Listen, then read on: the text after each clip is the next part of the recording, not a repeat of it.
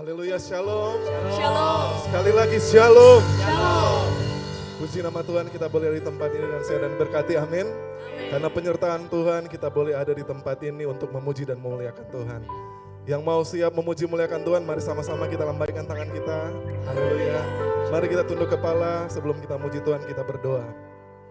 Kami bersyukur Bapa atas hari ini, Engkau telah menyertai kami. Sepanjang hidup kami sampai saat ini kami boleh meluangkan waktu untuk memuji dan memuliakan Engkau. Kami tahu Engkau ada di tempat ini, di tengah-tengah kami, menguasai kami Tuhan. Sehingga apapun yang kami buat, pujian penyembahan saat ini hanya untuk Engkau dan berkenan kepadamu Tuhan Yesus. Terima kasih Bapa, hadirat-Mu nyata di tempat ini. Kami bersyukur kepadamu Tuhan. Ini doa kami di dalam nama Yesus. Haleluya. Amin.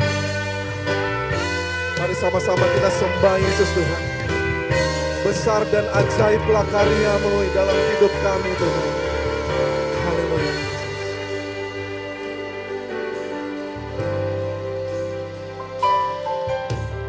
Besar dan ajaiblah karya-Mu,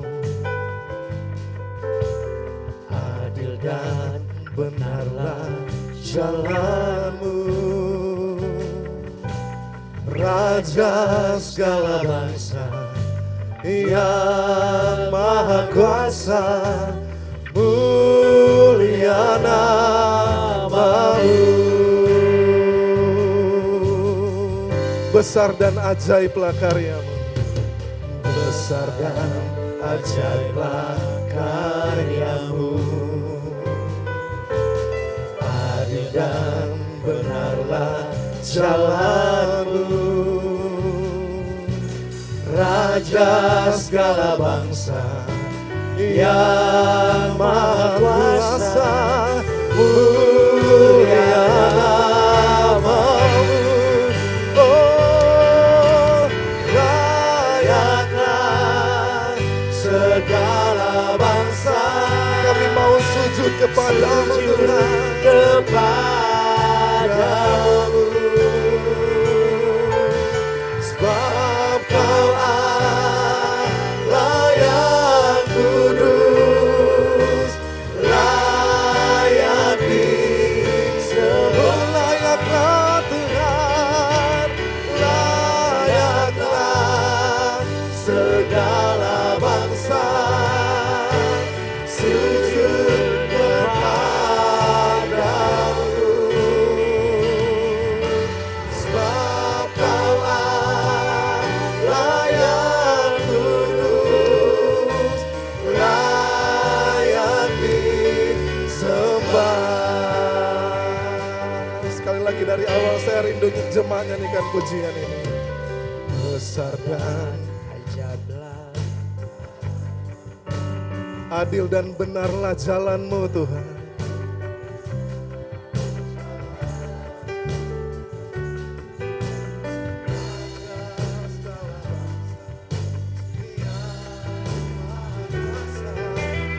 Mulia nama-Mu,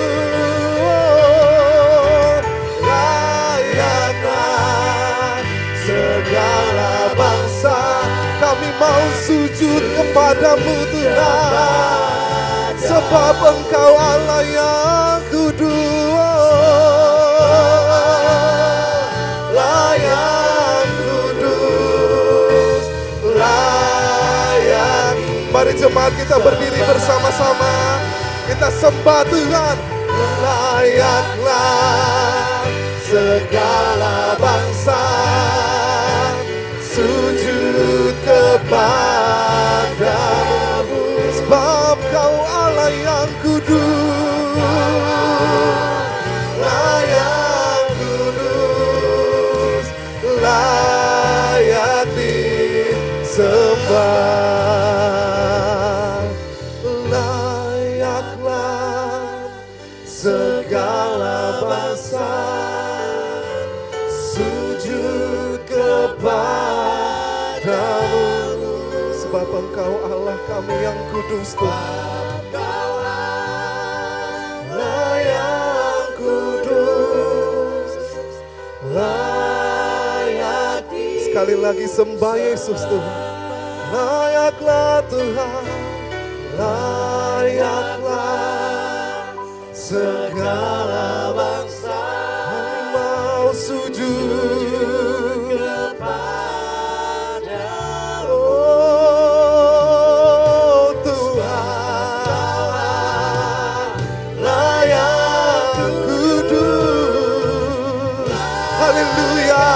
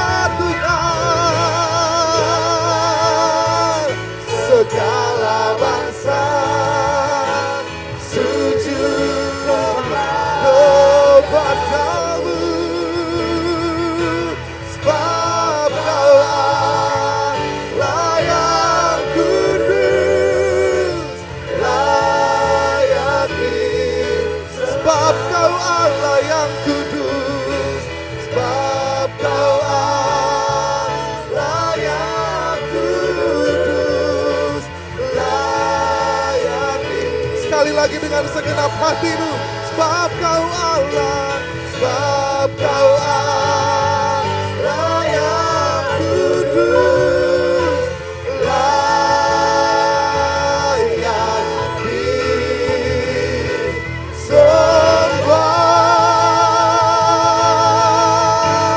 Kita berikan sorak-sorai bagi Tuhan Yesus, haleluya. Sebab namamu layak kami tinggikan, namamu layak kami puji Tuhan. Di dalam nama Tuhan Yesus semua kita yang siap memuji meninggikan Tuhan sama-sama katakan amin. Kasih tepuk tangan yang paling meriah buat Tuhan kita. Haleluya. Kita mau kasih yang terbaik buat Tuhan kita pagi hari ini, amin.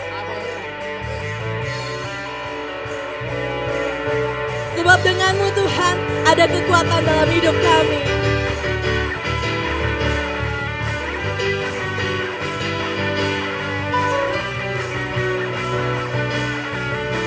Dengan senang hati katakan, tak pernah ku ragu akan kesetiaanmu, kau pegang hidupku, amin. Sepenuh jiwaku ku yakin dan percaya, kau tuntun langkahku. Yesus kau ada dalam hidupku, berkuasa berjaya untuk selamanya. Hanya kau Tuhan, sumber kekuatan, kuasa-Mu tercurah bagiku senantiasa. Denganmu Tuhan, ku kan berjalan dari kemuliaan sampai kemuliaan selamanya.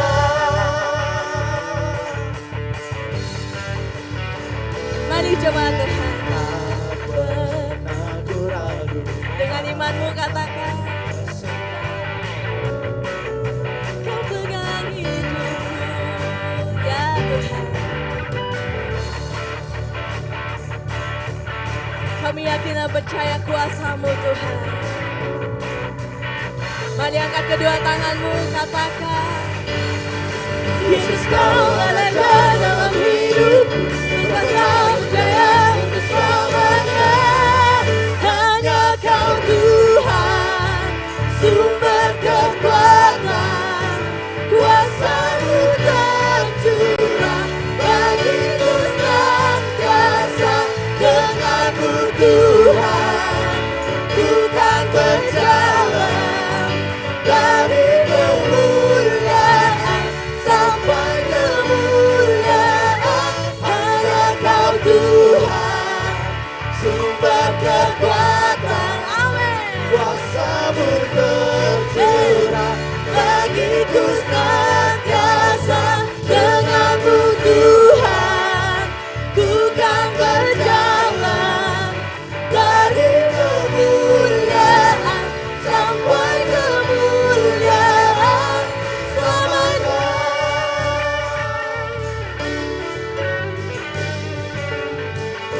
sebab hanya bersamamu Tuhan kami mau berjalan.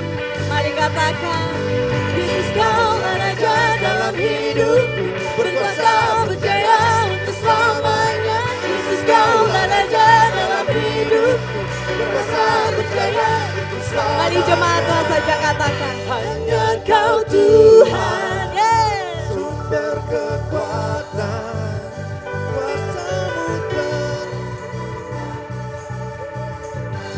dengan senang hati kami mau katakan Tuhan.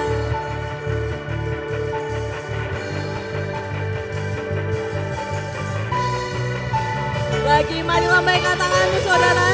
Kita mau katakan hanya Kau Tuhan, sumber kekuatan, kuasa-Mu tercurah bagiku senantiasa. Denganmu Tuhan ku kan berjalan dari kemuliaan sampai kemuliaan selamanya.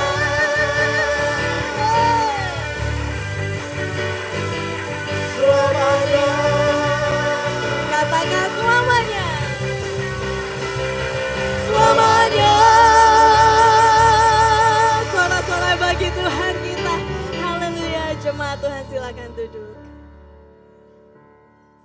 Saat ini kita akan memberikan persembahan yang pertama melalui kantong persembahan. Dan persembahan kedua untuk pengembangan gereja, jemaat Tuhan dapat memasukkannya di kotak yang tersedia di pintu keluar. Sebelum kita memberikan persembahan kita, mari kita satu dalam doa, kita berdoa. Bapa, kami bersyukur buat kebaikan-Mu, buat karya-Mu hari ini Tuhan yang nyata dalam hidup kami.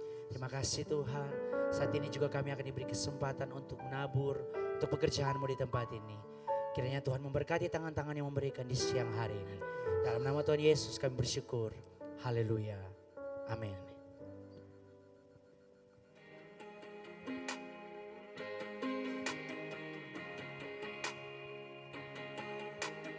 Hai jemaat Tuhan. Kembali lagi bersama kami dalam Sunday Update dan kami akan membagikan beberapa informasi selama sepekan ini. Dan kami juga mengucapkan selamat datang bagi jemaat Tuhan yang baru pertama kali bergabung dalam ibadah raya GBW Tuhan. Dan inilah Sunday Update Minggu 30 April 2023.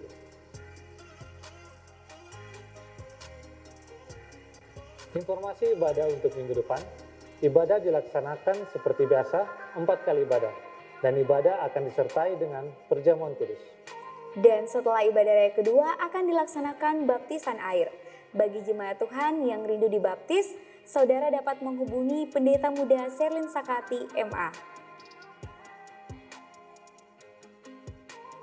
Bagi kaum ibu, mari bergabung dalam ibadah wanita Betel Indonesia. Ibadah dilaksanakan setiap hari Rabu pukul 5 sore bertempat di gedung gereja.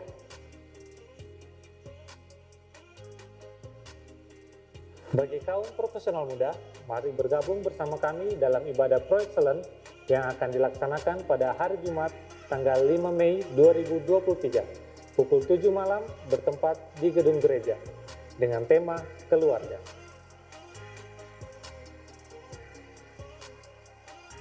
Informasi bagi seluruh tim pemuji GBW Tuar akan dilaksanakan pertemuan pemuji hari Senin 1 Mei 2023 pukul 7 malam bertempat di gedung gereja.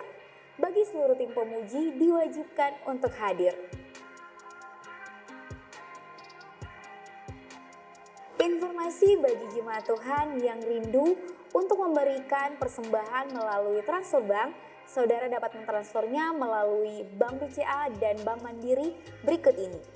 Serta bukti transfer bisa dikirim melalui nomor WhatsApp 0812 2238 2829. Bagi jemaat Tuhan yang rindu menabur untuk pembangunan, saudara dapat mentransfer melalui rekening berikut ini.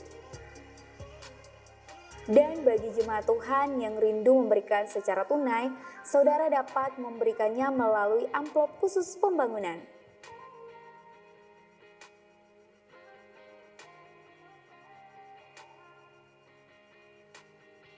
Informasi untuk ibadah doa malam hari Kamis 4 Mei 2023 akan disertai dengan pengurapan minyak.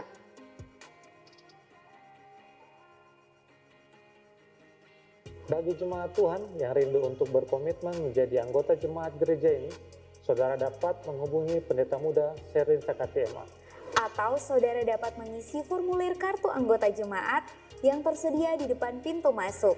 Atau saudara juga dapat mengisi link yang tersedia di akun sosial media GBW Tuar.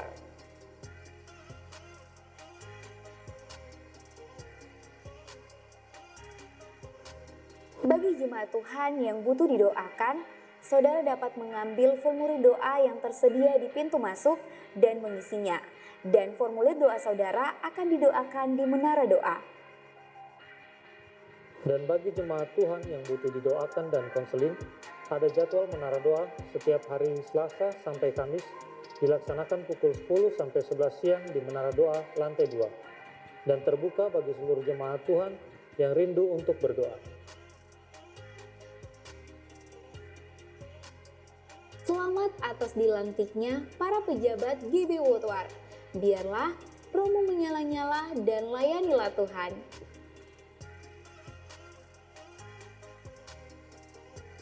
Demikian Sunday Update dari kami berdua.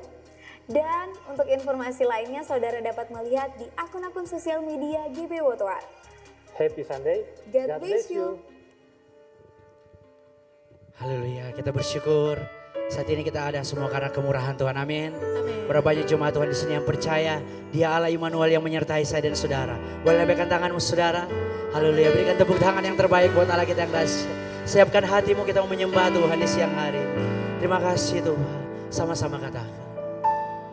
Rohmu yang hidup penuhiku, mengalir dalamku.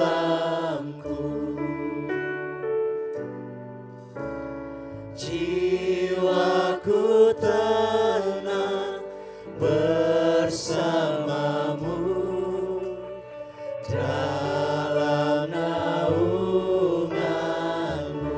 Mari jemaat Tuhan katakan, ku buka hati untuk jamahanmu, berserah penuh di hadiratmu. Kau ambil alih seluruh hidupku di altarmu, menyembah. Engkau yang percaya katakan, ku buka hati untuk jamaah ya Tuhan, berserah penuh di hadiratmu.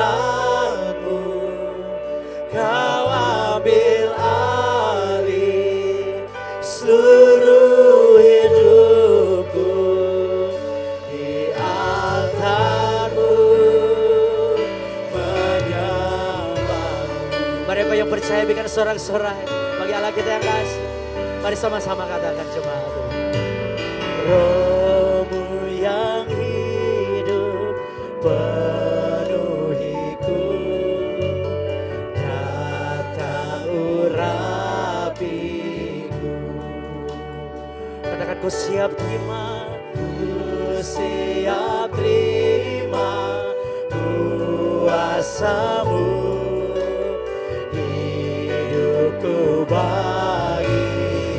Engkau yang percaya angkat tanganmu.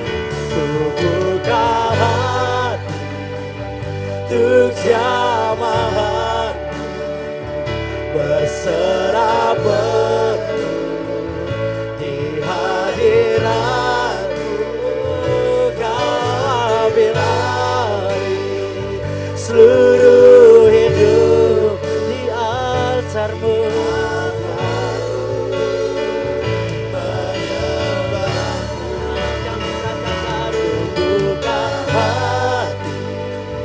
Untuk jamahanmu, berserah penuh di hadirat hadirat-Mu Tuhan. Oh, Kau ambil alih seluruh hidupku di altar-Mu menyembah-Mu. Saat ini biar jemaat Tuhan saja katakan pujian. Katakan Roh-Mu yang kudus memulihkan kami. Roh-Mu yang kudus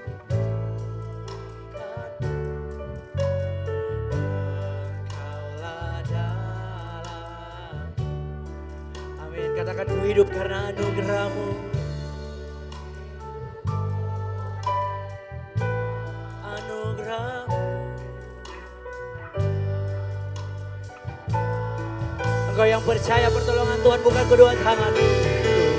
Buka hati untuk jamaah berserah di hadirat-Mu.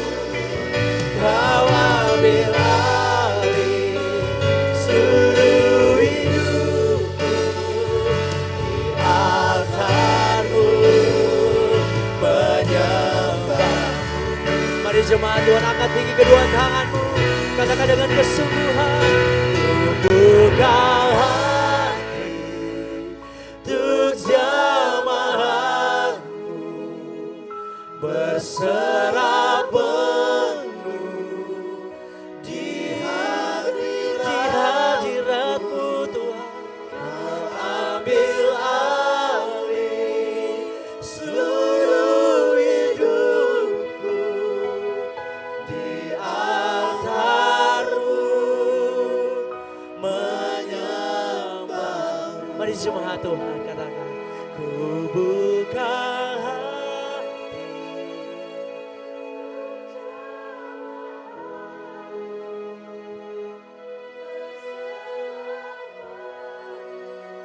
Mengaliri tempat ini Tuhan. Kau ambil alih setiap hidup kami Tuhan.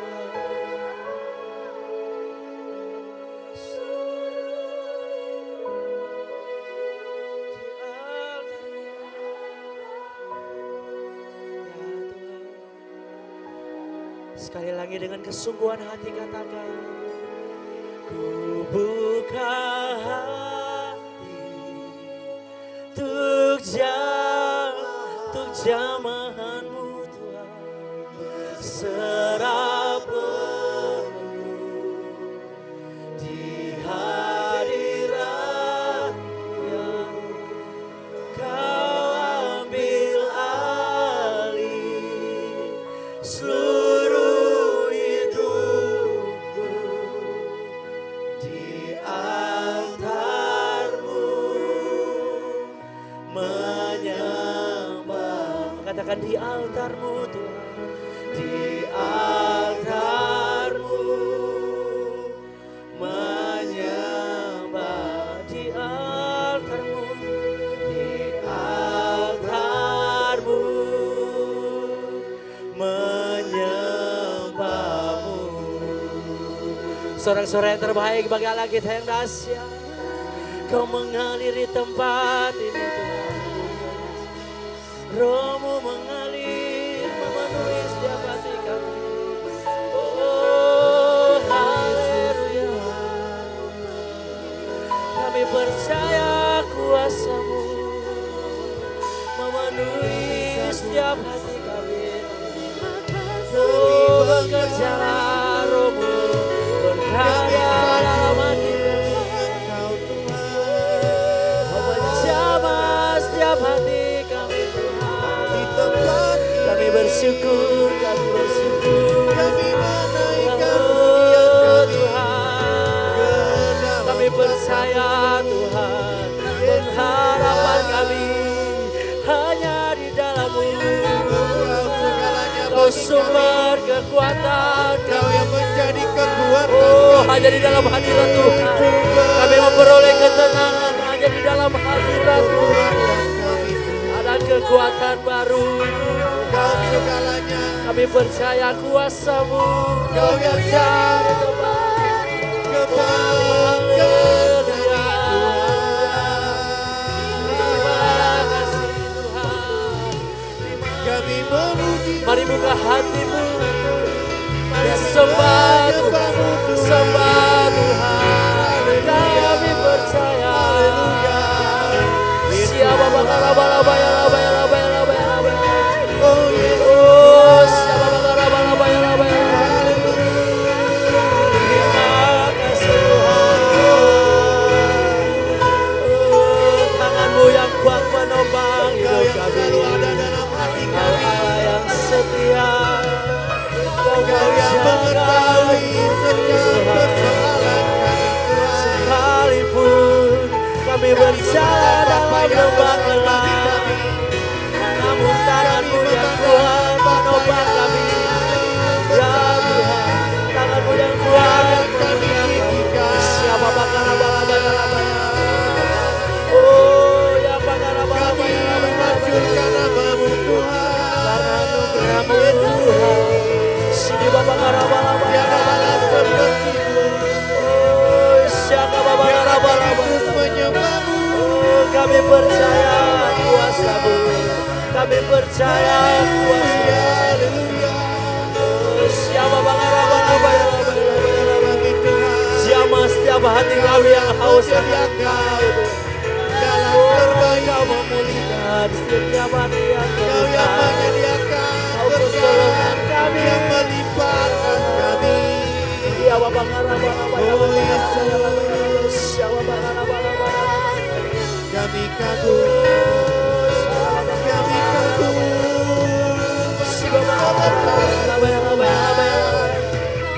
Kami kagum akan kebaikan-Mu Yesus.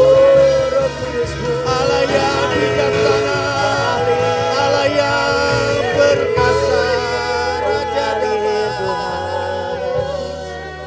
Oh terima kasih Engkau yang setia. Siapa karabala-baya.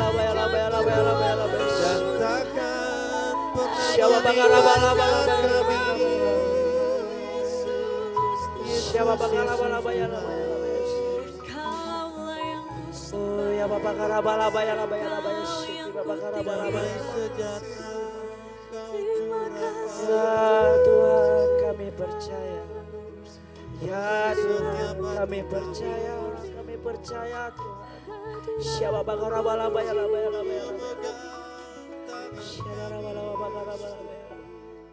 Ya Tuhan. Mungkin saat ini Tuhan keadaan kami tidak baik. Tapi kami percaya Roh-Mu yang menghibur kami. Roh-Mu yang menguatkan setiap hati kami di tempat ini. Terima kasih Tuhan. Karena hanya di dalam hadirat-Mu Tuhan kami beroleh kekuatan baru. Di dalam hadirat-Mu kami memperoleh ketenangan Tuhan. Terima kasih. Mari Engkau yang percaya, yang merindukan Tuhan. Mari angkat kedua tanganmu kepada Tuhan. Terima kasih. Hadirat-Mu memenuhiku. Katakan hadirat-Mu, kudus-Mu penuhi bait-Mu.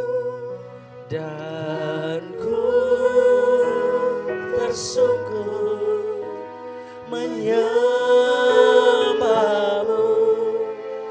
Yang ku nampak hanya kemuliaan.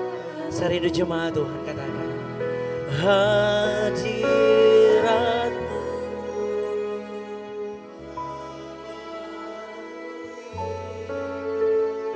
Ya Tuhan,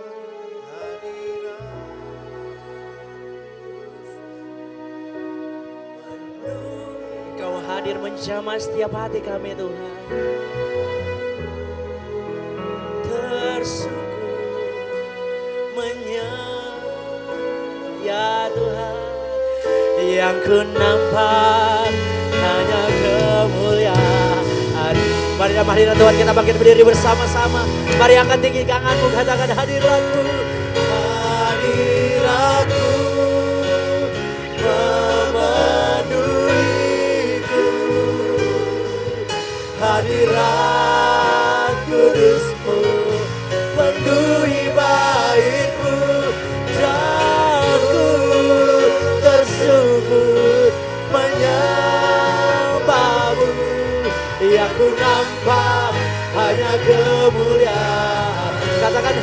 hadiratmu, hadiratmu memenuhiku. Hadirat kudusmu penuhi baitmu, dan ku tersungkur menyembahmu. Yang ku nampak hanya kemuliaan-Mu. Katakan yang ku nampak hanya kemuliaan-Mu. Yang ku nampak hanya kemuliaan-Mu. Sorak-sorai bagi Allah kita. Haleluya.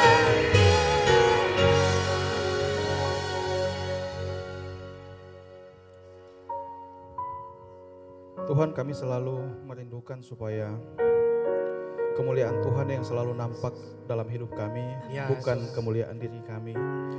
Tapi kami tahu dalam segala keberdosaan kami, sulit bagi kami untuk selalu mendahulukan kemuliaan Tuhan. Kami tahu dengan segala keberdosaan kami tidak layak. Tapi terima kasih hari ini Tuhan tetap melayakkan kami Amin. untuk memuji menyembah Tuhan. Kami bersyukur Tuhan tetap melayakkan kami untuk beribadah. Hamba-Mu berdiri di tempat ini dalam segala keterbatasan, ketidakmampuan, dalam segala kekurangan. Tuhan yang tolong supaya hamba bisa menyampaikan renungan ini dengan baik. Tuhan tolong kami semua yang hadir pada siang hari ini. Kami semua mengerti firman Tuhan dan hidup kami terus diubahkan menjadi hidup yang senantiasa berkenan di hadapan Tuhan. Tuhan tolong kami semua, kami bisa mengerti firman Tuhan dengan baik. Sekali lagi dalam segala keterbatasan hamba mengandalkan kuasa Roh Kudus. Tuhan juga menjamah kami semua yang hadir pada siang hari ini. Tuhan, kami semakin mengerti firman Tuhan. Dalam nama Yesus kami sambut berkat firman-Mu. Haleluya. Amin. Amin. Silakan duduk Bapak Ibu Saudara.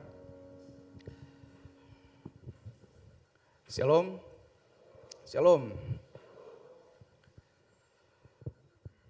Saudara, beberapa waktu yang lalu kita sudah beribadah memperingati kebangkitan Tuhan Yesus. Dan kalau kita mengikuti kronologi di dalam Alkitab, maka ini adalah waktu di mana Tuhan Yesus itu menampakkan diri kepada begitu banyak orang, kepada ratusan orang sesudah Tuhan Yesus bangkit.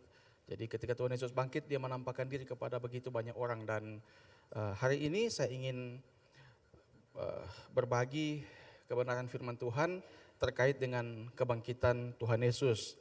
Dan renungan ini saya berikan tema kuasa kebangkitan Kristus bagi orang percaya. Kuasa kebangkitan Kristus bagi orang percaya. Kita buka bersama-sama 1 Korintus pasal 15. 1 Korintus pasal 15 ayat 1 sampai ayat yang ke-11. Kita akan baca bagian ini bersama-sama. 1 Korintus pasal 15 ayat 1 sampai ayat yang ke-11. Judul perikopnya kebangkitan Kristus. Kita baca bersama-sama ayat 1. Dan sekarang saudara-saudara, aku mau mengingatkan kamu kepada Injil yang aku beritakan kepadamu dan yang kamu terima, yang di dalamnya kamu teguh berdiri. Oleh Injil itu kamu diselamatkan, asal kamu teguh berpegang padanya seperti yang telah kuberitakan kepadamu, kecuali kalau kamu telah sia-sia saja menjadi percaya. Sebab yang sangat penting telah kusampaikan kepadamu, yaitu apa yang telah kuterima sendiri, ialah bahwa Kristus telah mati karena dosa-dosa kita sesuai dengan kitab suci, bahwa ia telah dikuburkan dan bahwa ia telah dibangkitkan pada hari yang ketiga sesuai dengan kitab suci.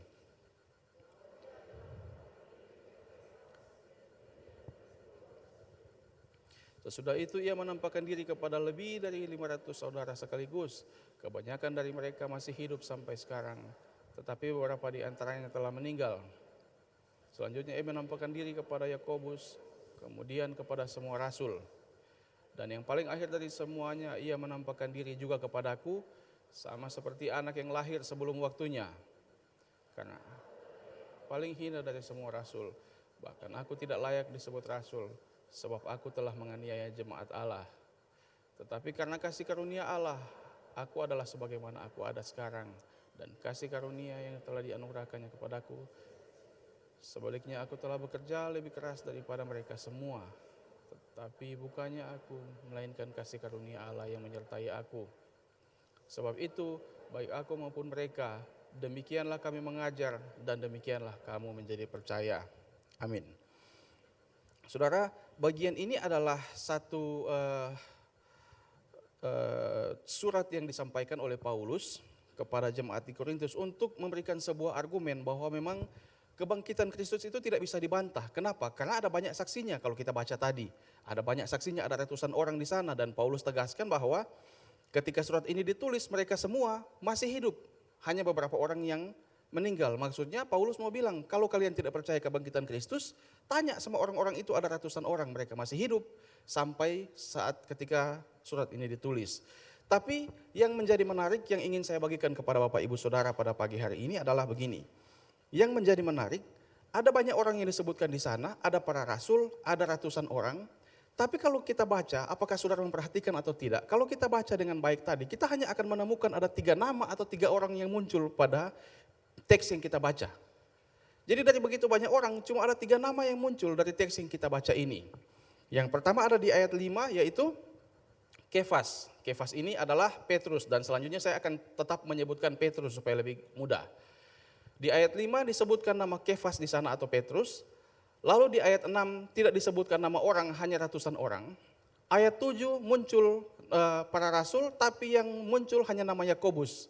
Kemudian ayat 8 dikatakan, dan yang paling akhir dari semuanya, ia menampakkan diri juga kepadaku. Ku ini menunjuk kepada Rasul Paulus yang menulis surat ini. Jadi cuma 3 orang atau 3 nama yang muncul di sini, yaitu Petrus, Yakobus, dan Rasul Paulus.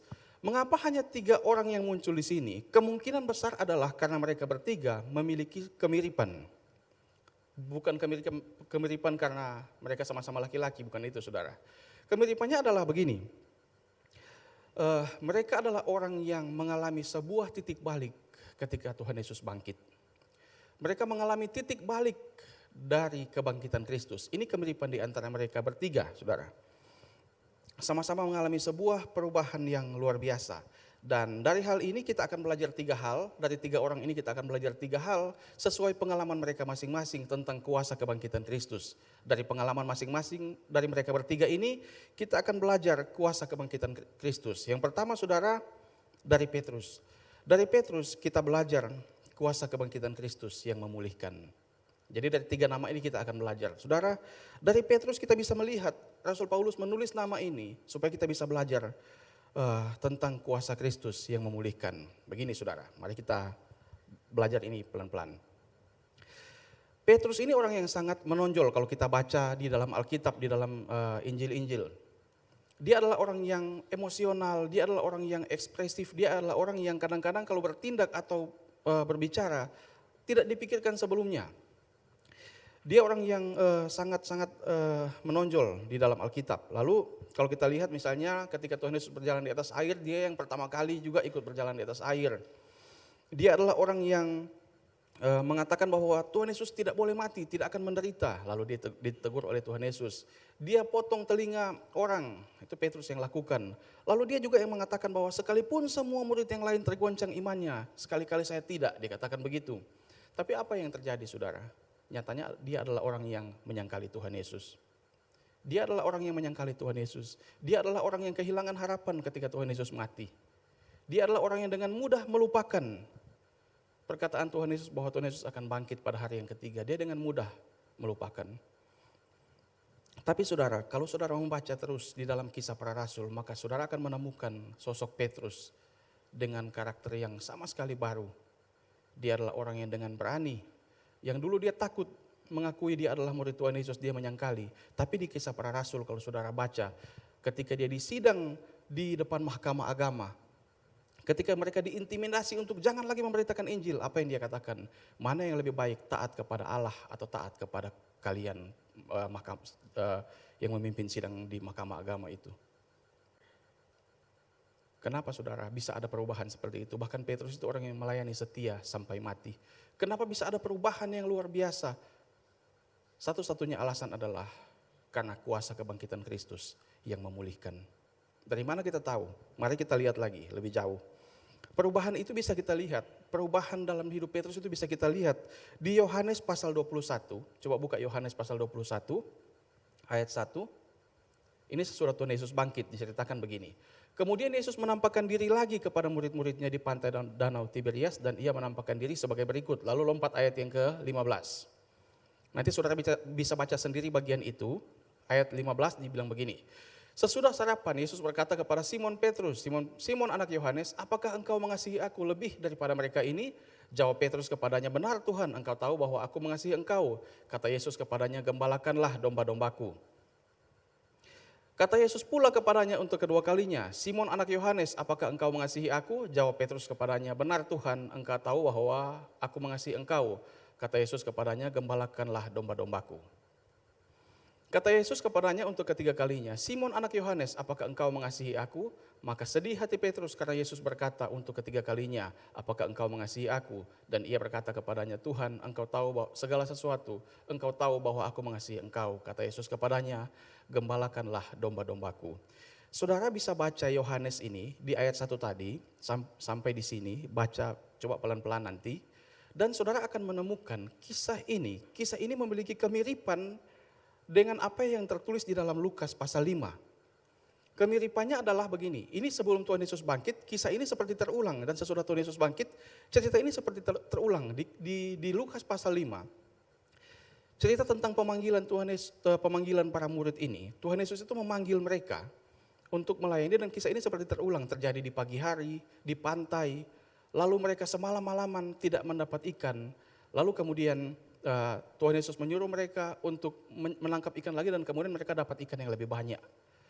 Tentu cerita ini bukan sebuah kebetulan.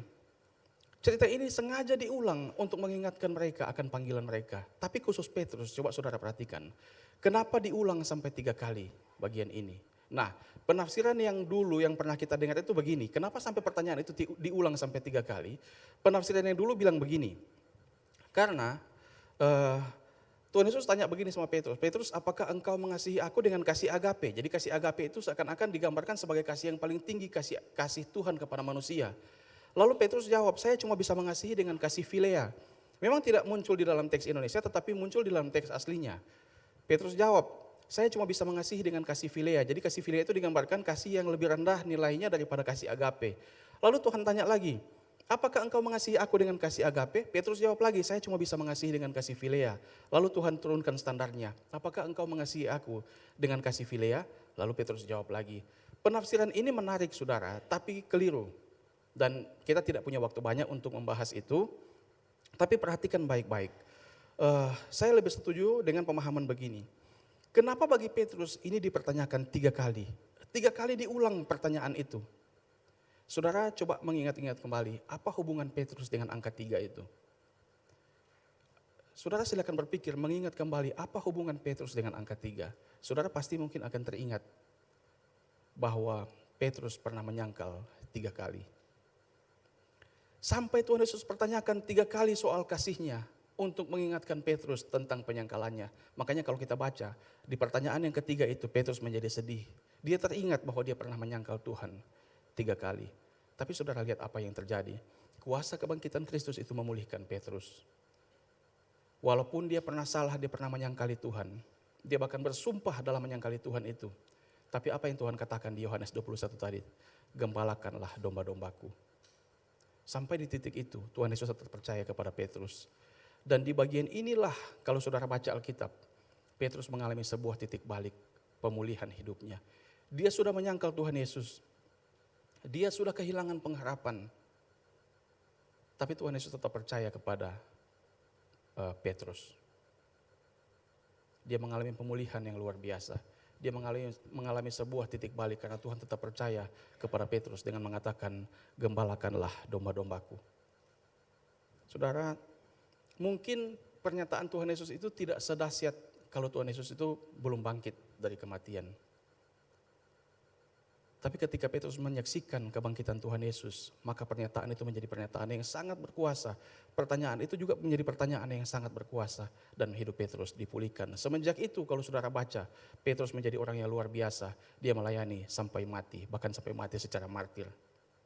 Dari sini kita belajar bahwa kuasa kebangkitan Kristus itu adalah kuasa yang memulihkan.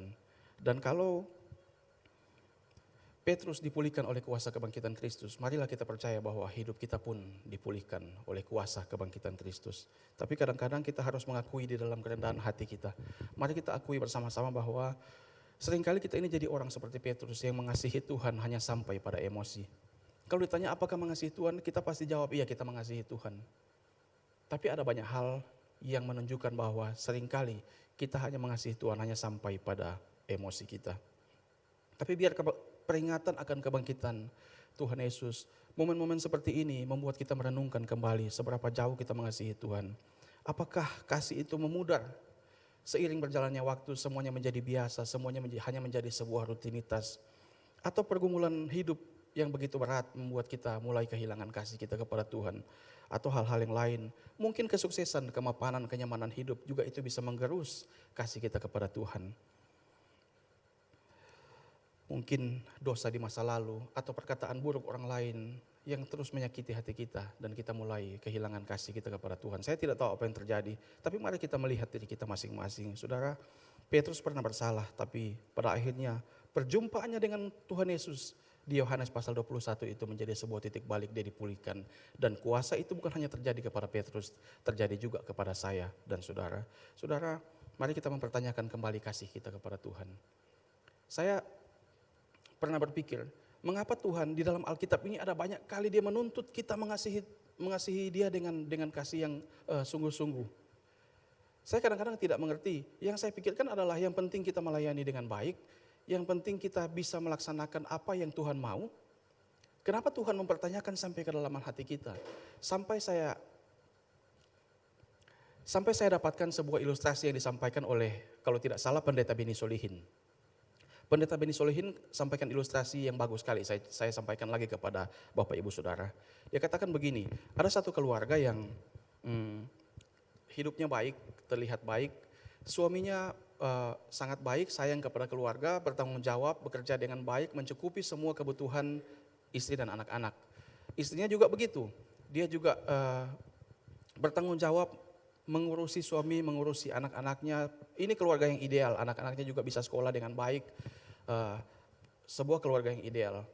Tapi satu saat di beberapa tahun pernikahan mereka, satu saat istrinya bilang begini, "Pak, saya mau jujur tapi tolong kamu jangan marah." "Oh, kenapa?" Istrinya bilang, "Sebenarnya walaupun saya lakukan semuanya dengan baik di rumah ini, semuanya rapi, semuanya baik, saya mengurusi semua kebutuhan kamu dan anak-anak. Tapi sebenarnya di beberapa tahun ini saya sudah tidak punya rasa cinta lagi kepada kamu. Saya belum bisa kasih tahu alasannya apa, tapi begini, kamu jangan marah karena saya akan tetap berkomitmen dengan pernikahan kita. Saya tidak akan lakukan hal-hal yang macam-macam. Saya akan berkomitmen dengan pernikahan ini. Saya akan mengurusi anak-anak dengan baik, saya akan mengurusi rumah dengan baik, semua keperluan kamu akan saya urusi dengan baik. Tapi minta maaf, saya tidak punya lagi rasa cinta kepada kamu." Saya yakin kita sebagai bapak-bapak, kecuali bapak-bapak yang sudah niat jahat, dia langsung jawab, "Pas-pas memang." Santai dia, santai. Kalau bapak-bapak yang sudah niat jahat, "Oh begitu, oh pas-pas."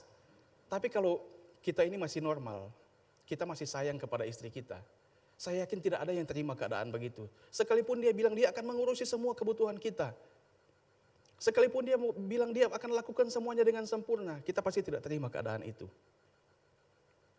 Mungkin kita akan bilang lebih baik kamu tidak sempurna, kamu banyak kekurangan, yang penting kamu tetap mengasihi keluarga dengan tulus. Tidak ada orang yang terima itu. Kenapa saudara?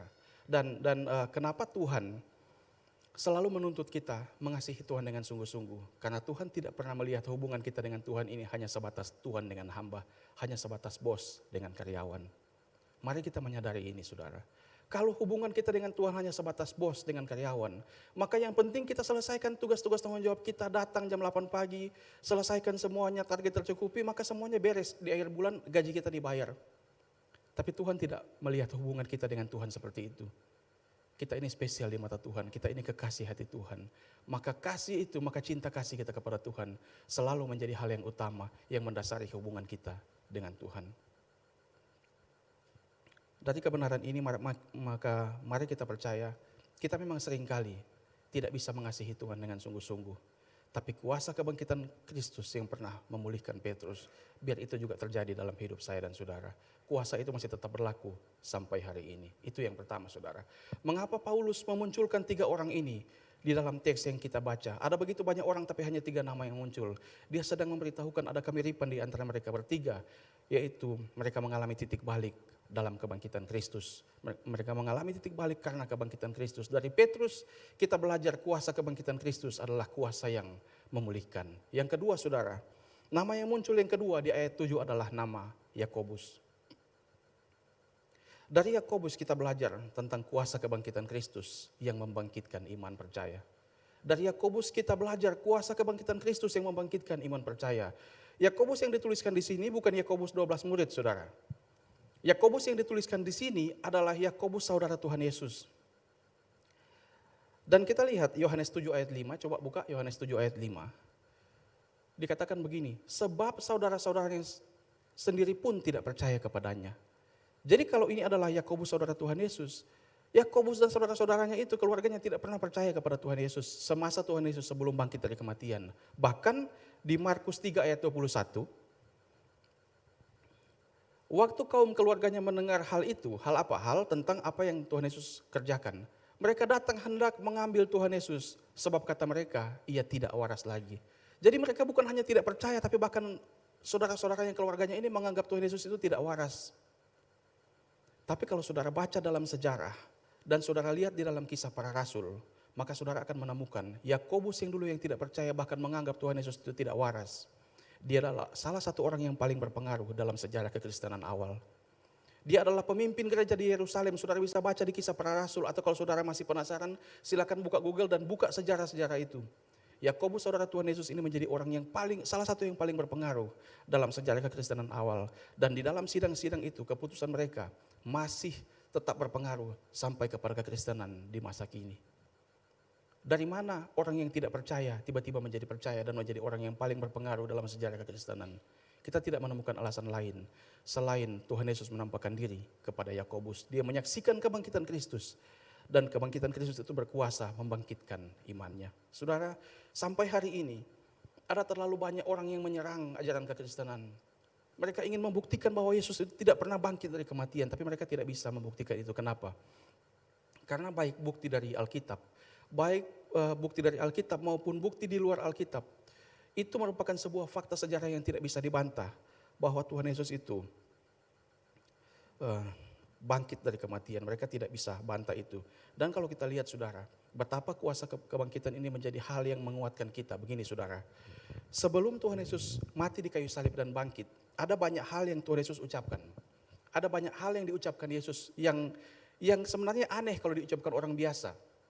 Kita merasa itu perkataan biasa karena kita sudah baca Alkitab. Tapi kalau kita dengar ada orang yang bilang begini, aku dan Bapa adalah satu. Itu perkataan yang tidak biasa. Dia katakan, aku adalah jalan dan kebenaran dan hidup. Sebelum Abraham ada, aku ada. Semua perkataan-perkataan itu sudah cukup menghebohkan. Tapi sebenarnya ada satu pernyataan Tuhan Yesus yang paling beresiko dan paling menghebohkan. Yaitu ketika dia katakan dia akan mati dan bangkit pada hari yang ketiga. Kenapa yang ini yang paling beresiko saudara? Karena kalau dia bilang aku dan Bapa adalah satu, itu susah dicari pembuktiannya. Saya juga, teman-teman juga ini bisa bilang aku dan Bapa adalah satu. Tidak susah dicari pembuktiannya. Tapi ketika dia bilang aku akan mati dan bangkit pada hari yang ketiga, itu harus dibuktikan. Dan kalau itu tidak terbukti, maka semua pernyataan sebelumnya menjadi gugur, menjadi pernyataan yang bohong. Tapi mari kita melihat apa yang Tuhan Yesus katakan, dia akan mati dan bangkit pada hari yang ketiga. Dia buktikan itu terjadi. Bukan cuma Alkitab yang menulis, tapi sejarah membuktikan itu. Para sejarawan yang tidak percaya Tuhan Yesus pun menulis ada orang bernama Yesus yang pernah bangkit dari kematian. Dan dia buktikan itu. Artinya apa saudara? Kebangkitan Kristus ini seharusnya menjadi satu hal yang membangkitkan iman kita. Karena tidak ada orang yang pernah membuktikan bahwa dia bilang dia akan mati dan 3 hari kemudian akan bangkit. Satu-satunya cuma Tuhan Yesus. Dan seharusnya kebangkitan Kristus ini menjadi hal yang paling membangkitkan iman kita. Yang sekaligus menyerang semua ajaran agama lain. Apalagi mereka yang suka menyerang kita. Mereka tidak bisa membuktikan bahwa Tuhan Yesus tidak bangkit. Artinya saudara, mungkin masalah pergumulan yang datang dalam hidup kita ini menggoncang iman kita. Tapi marilah setiap tahun kita merayakan kebangkitan Tuhan Yesus. biar itu menjadi peringatan kepada kita bahwa kuasa kebangkitan Kristus itu kuasa yang membangkitkan iman. Yakobus pernah tidak percaya, tapi pada akhirnya dia menjadi percaya. Maka apapun yang kita hadapi, jangan sampai iman kita goyah hanya karena masalah pergumulan, hanya karena mungkin hal-hal yang menyakitkan bagi kita, atau mungkin ada pengaruh dari orang lain yang mencoba untuk mengguncang iman kekristenan. Saya yakinkan bahwa tidak ada orang yang bisa membuktikan bahwa Alkitab ini salah sampai saat ini. Tapi kebangkitan Kristus itu salah satu hal yang seharusnya membangkitkan iman kita dalam segala hal yang kita lewati dalam hidup ini. Mungkin kita digoyahkan karena pergumulan masalah, tapi kita belajar. Yakobus yang tidak percaya jadi percaya. Kita adalah orang yang sudah percaya, harusnya kita tetap berpegang pada iman kita, tidak pernah menyangkal Tuhan. Kenapa? Karena kematiannya dan kebangkitannya, ketika dia bilang dia akan mati dan bangkit pada hari yang ketiga, itu membuktikan bahwa dia berkuasa atas maut. Tapi bukan cuma berkuasa atas maut, dia membuktikan bahwa dia berkuasa atas hari esok. Semua hal yang ditakutkan oleh manusia itu sebenarnya takut mati. Juga dia takut akan hal-hal yang akan datang tentang hari esok. Tapi Tuhan kita yang sudah bangkit dari kematian, dia membuktikan dia berkuasa atas maut dan dia pegang hari esok. Maka apapun yang kita hadapi sekarang, kita tetap percaya Tuhan Yesus yang kita percayai itu yang berkuasa atas maut, yang pegang hari esok. Kita tidak perlu khawatir. Kuasa kebangkitan Kristus adalah kuasa yang membangkitkan iman. Itu yang kedua. Mengapa Rasul Paulus menyebutkan 3 nama? Saya ulangi lagi karena ada kemiripan di antara mereka bertiga, yaitu mengalami sebuah titik balik dari kebangkitan Kristus. Dari Petrus kita belajar kuasa Kristus yang memulihkan, kuasa kebangkitan Kristus yang memulihkan. Dari Yakobus kita belajar kuasa kebangkitan Kristus yang membangkitkan iman. Yang ketiga yang terakhir dari Rasul Paulus. Nama Rasul Paulus disebutkan di paling akhir dari teks ini. Dari Rasul Paulus kita belajar kuasa kebangkitan Kristus yang mentransformasi hidup orang percaya. Saudara, kalau kedua rasul tadi, Petrus dan Yakobus itu mengalami sebuah perubahan. Mereka menyaksikan, mereka berjumpa dengan Tuhan Yesus sebelum kenaikan. Maka Rasul Paulus ini berbeda. Dia berjumpa dengan Tuhan Yesus sesudah kenaikan. Dan hidupnya jadi berubah. Dia mengalami sebuah transformasi yang luar biasa. Dikatakan di ayat yang ke-8 begini, saudara. 9, ayat yang ke-9. Karena aku adalah yang paling hina dari semua rasul. Bahkan tidak layak disebut rasul sebab aku telah menganiaya jemaat Allah. Saudara, kalau Rasul Paulus tidak mengalami transformasi dalam hidupnya, dia tidak akan mungkin menyebutkan kalimat ini. Tapi kebangkitan Kristus yang mengubahkan hidupnya, yang membuat dia sadar bahwa dia tidak layak. Kenapa? Karena sebelumnya, di agama sebelumnya, dia sangat membanggakan etnisnya. Dia anggap etnisnya adalah segala-galanya. Dia katakan, saya orang Ibrani dari suku Benyamin. Dia mengandalkan kesalehan hidupnya yang dia tempuh dengan caranya sendiri. Dia katakan, saya orang Farisi. Saya tidak bercacat di dalam segala hukum-hukum itu. Tapi pada akhirnya perjumpaannya dengan Kristus mentransformasi hidupnya. Dia berubah, dia menjadi orang yang sangat berubah. Dia katakan di antara para rasul, dia adalah orang yang paling hina. Dia tidak layak disebut rasul. Dia menjadi orang yang berubah dalam hidupnya. Kenapa saudara? Karena dia berjumpa dengan Kristus. Saudara, yang luar biasa adalah begini. Rasul Paulus mengulang kata kasih karunia di ayat 10. Coba tampilkan kembali ayat yang ke-10. Rasul Paulus itu mengulang 3 kali kata kasih karunia. Saudara bisa baca itu. Kenapa? Dia ingin menunjukkan kepada kita bahwa memang kebangkitan Kristus itu adalah sebuah fakta di dalam sejarah. Tapi kalau itu hanya sampai pada pengetahuan kita, maka itu tidak akan berkuasa kecuali ada kasih karunia di dalamnya. Kenapa saudara? Karena para tua-tua Yahudi itu, para tentara Romawi yang jaga kubur Yesus itu, mereka tahu dengan pasti, mereka yakin bahwa memang Tuhan Yesus bangkit dari kematian. Tapi apakah ada perubahan dalam hidup mereka? Tidak ada. Mereka bahkan merancangkan sebuah kebohongan untuk mengatakan bahwa Tuhan Yesus itu dicuri mayatnya. Dengan merencanakan sebuah kebohongan, itu membuktikan bahwa mereka memang tahu dan yakin bahwa Tuhan Yesus bangkit dari kematian. Tapi apakah terjadi perubahan dalam hidup mereka? Tidak, saudara. Maka Rasul Paulus menuliskan di ayat 10, dia ulangi kata kasih karunia sampai 3 kali untuk menunjukkan kepada kita.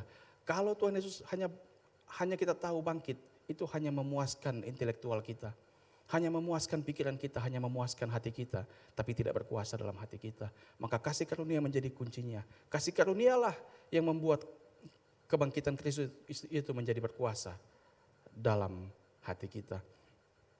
Kasih karunia Tuhan itulah yang membuat kebangkitan Kristus itu menjadi berarti dalam hidup kita. Maka kalau Rasul Paulus juga mengalami perubahan, mengalami transformasi, kita pun pasti diubahkan oleh Tuhan. Yang penting kita mempercayakan hidup kita kepada Tuhan. Iman itu bukan sekedar percaya, iman itu mempercayakan diri. Saya ulangi, iman itu bukan cuma percaya, iman itu mempercayakan diri. Kita mungkin penuh dengan kekurangan, keterbatasan, hal-hal yang tidak berkenan di hadapan Tuhan. Mungkin kita orang yang terlalu mudah marah, mungkin kita orang yang suka merendahkan orang lain, mungkin kita orang yang tinggi hati, mungkin kita suka menyimpan kesalahan orang, berbagai kekurangan.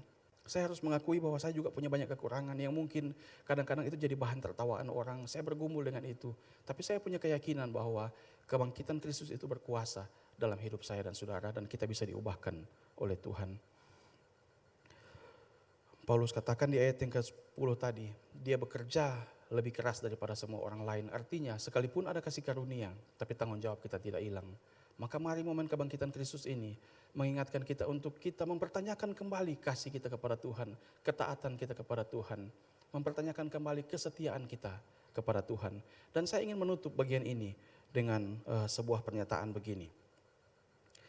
Bukti bahwa Tuhan Yesus bangkit itu buktinya banyak, saudara. Ada banyak, saudara bisa lihat itu, mungkin kita bisa undang orang yang lebih tahu masalah itu untuk membuktikan, untuk memperlihatkan kepada kita fakta-fakta kebangkitan Kristus. Tapi sehubungan dengan khotbah ini, bukti bahwa Tuhan Yesus itu bangkit, benar-benar bangkit itu adalah transformasi dalam hidup para rasul. Maksudnya begini, saudara. Kalau memang apa yang rasul-rasul tuliskan pada Alkitab ini hanyalah sebuah kebohongan, maka tidak ada orang yang konyol yang mau mati demi sebuah kebohongan. Rasul Petrus itu dan rasul-rasul yang lain, tadi Om Peter ingatkan saya, mereka mati martir. Rasul Petrus itu mati dengan cara disalib dan dia bilang dia tidak mau disalib seperti Tuhan Yesus. Dia suruh balik posisi salibnya dan kepalanya ada di bawah. Kalau mereka hanya merancangkan sebuah kebohongan tentang kebangkitan Tuhan Yesus, maka tidak ada orang yang mau mati martir demi sebuah kebohongan. Itu kekonyolan luar biasa.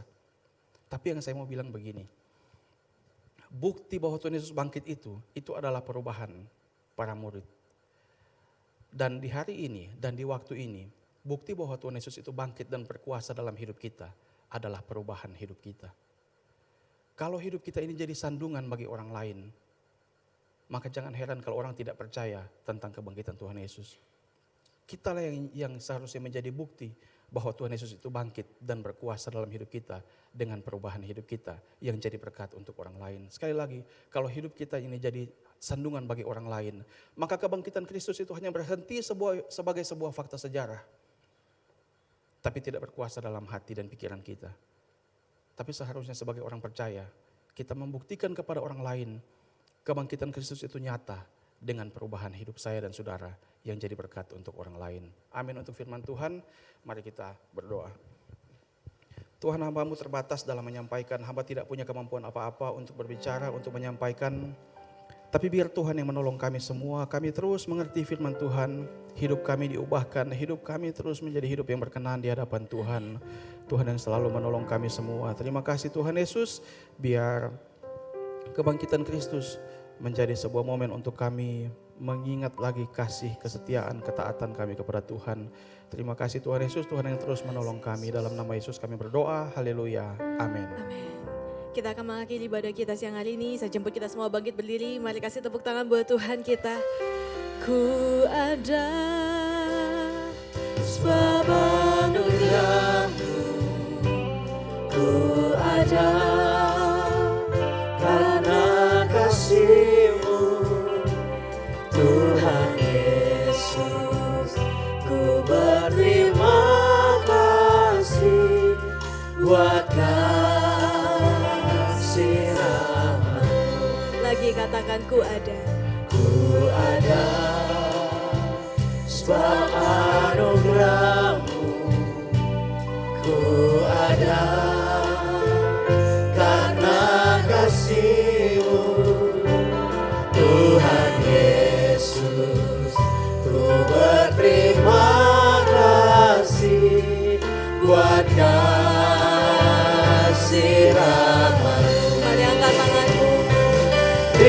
Terima kasih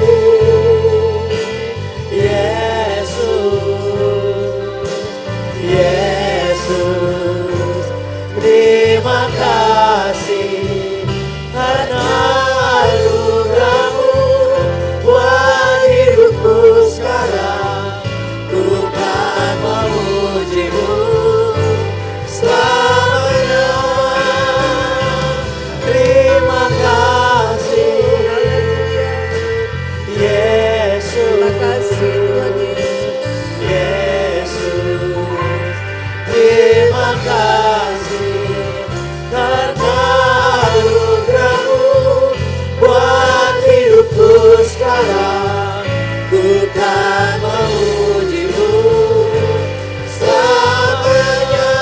Terima kasih, terima kasih, terima kasih Tuhan Yesus. Haleluya Yesus. Terima kasih karena anugerah-Mu buat hidupku sekarang. Ku kan memuji-Mu selamanya. Katakan karena anugerah. Anugerah-Mu buat hidupku sekarang. Ku kan memuji-Mu selamanya. Karena anugerah-Mu buat hidupku sekarang. Ku kan memuji-Mu selamanya. Sorak-sorai bagi Tuhan kita. Biarlah setiap umat Tuhan yang hadir pada siang hari ini menyadari bahwa karena kasih karunia-Mu yang sudah bekerja dalam hidup kami, sehingga kami boleh menerima anugerah keselamatan yang luar biasa. Anugerah-Mu tidak bisa dibandingkan dengan apapun juga. Itulah sebabnya Tuhan, firman Tuhan yang sudah disampaikan oleh hamba-Mu, biarlah membuat kami semakin mengenal siapa Allah yang kami sembah.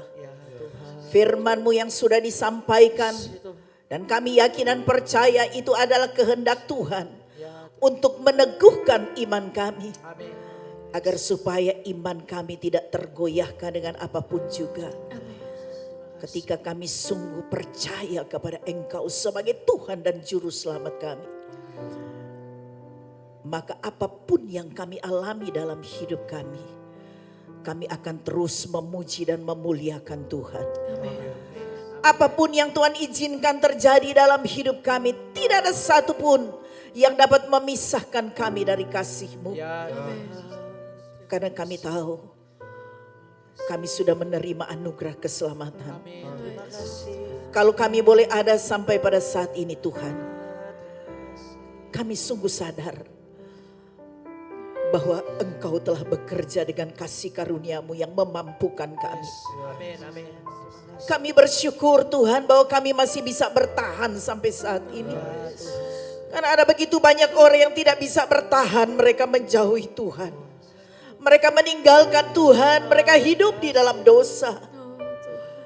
Namun kami bersyukur Tuhan pada saat ini kami bisa bertahan semua karena kasih karunia Tuhan. Karena kami sungguh mengerti bahwa rencana Tuhan atas hidup kami manusia yang berdosa itu terlalu luar biasa. Tidak dapat kami lukiskan dengan kata-kata kami Tuhan. Kami bersyukur bahwa Allah yang kami sembah dalam Yesus adalah Allah yang telah membuktikan kasih-Nya. Engkau sudah datang di dunia ini, Engkau menderita, Engkau mati di kayu salib. Tetapi Engkau membuktikan bahwa maut tidak bisa menghalangi Engkau untuk bangkit kembali, sebab Engkau adalah kehidupan. Engkau adalah Allah yang awal dan yang akhir. Engkau yang sudah datang menyelamatkan kami, Engkau sudah naik ke sorga. Tetapi juga Engkau berjanji akan datang kembali. Itulah sebabnya iman kami tidak akan mungkin sia-sia. Biarlah firman Tuhan ini termeterai dalam hati kami. Agar supaya inilah yang selalu menguatkan kami ketika masalah datang. Kami tetap berdiri teguh di dalam Tuhan. Terima kasih Tuhan, peliharalah seluruh jemaat Tuhan. Peliharalah kami Tuhan, agar kami tidak tergoyahkan dengan apapun juga. Yang mau melemahkan iman kami hanya kepada Tuhan. Kami bersyukur, kami beriman kepada Allah yang sesungguhnya. Allah yang sudah membuktikan kasih-Nya kepada kami semua. Terima kasih banyak Bapa di surga, kami yakin dan percaya. Seberapa banyak kami yang hadir pada siang hari ini Tuhan.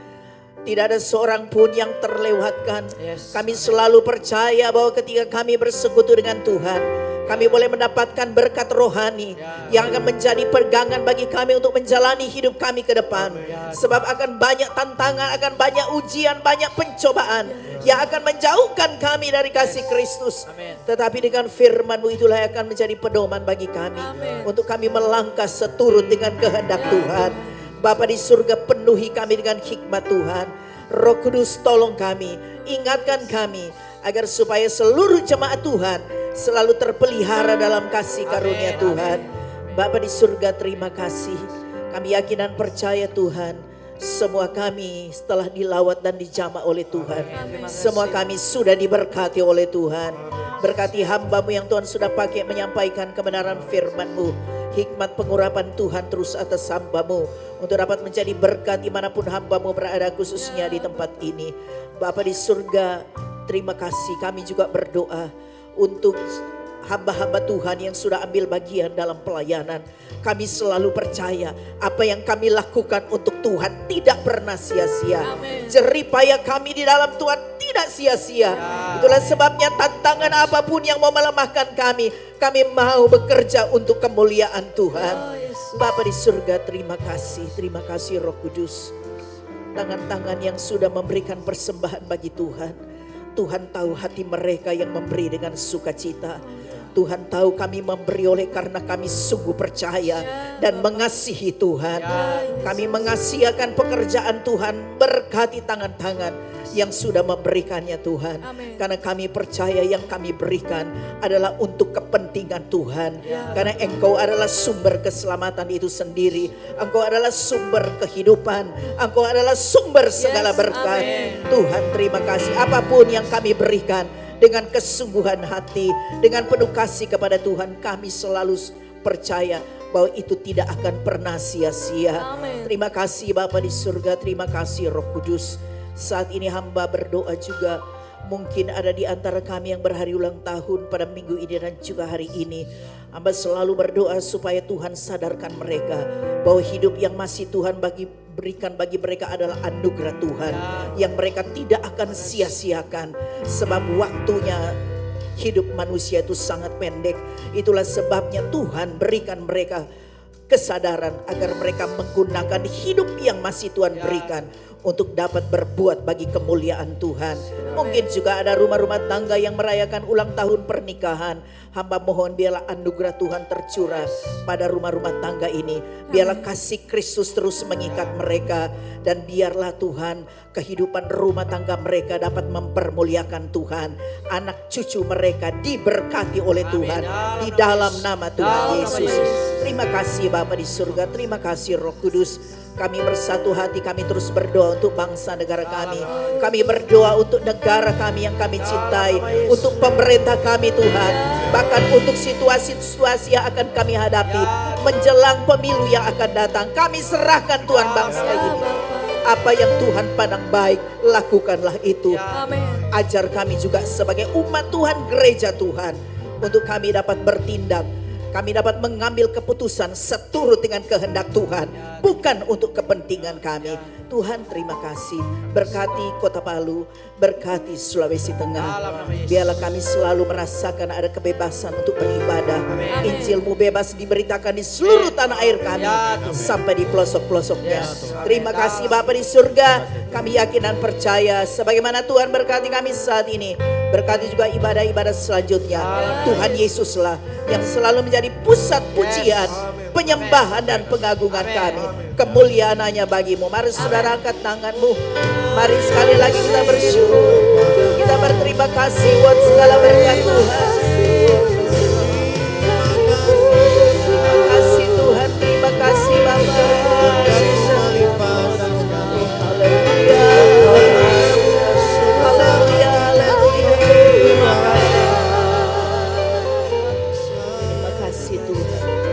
Tuhan memberkati engkau dan melindungi engkau. Yes, amin. Tuhan menyinariku dengan wajahnya dan memberikan engkau kasih karunia. Tuhan menghadapkan wajahnya kepadamu dan memberikan engkau damai sejahtera. Amin. Sebab itu saudaraku yang dikasihi oleh Tuhan Yesus, marilah kita pulang bersama-sama dengan berkat rahmat dari Allah Bapa, yaitu di dalam nama Tuhan kita Yesus Kristus. Persekutuan dengan kuat kuasa Roh Kudus akan senantiasa menyertai kita semua, senantiasa memelihara dan melindungi kita, menguatkan kita setiap saat, serta memberkati kita semua mulai saat ini sampai Engkau datang Tuhan Yesus pada kali yang kedua. Haleluya, yang percaya katakan sama-sama dengan iman. Amin. Selamat siang, Tuhan Yesus memberkati.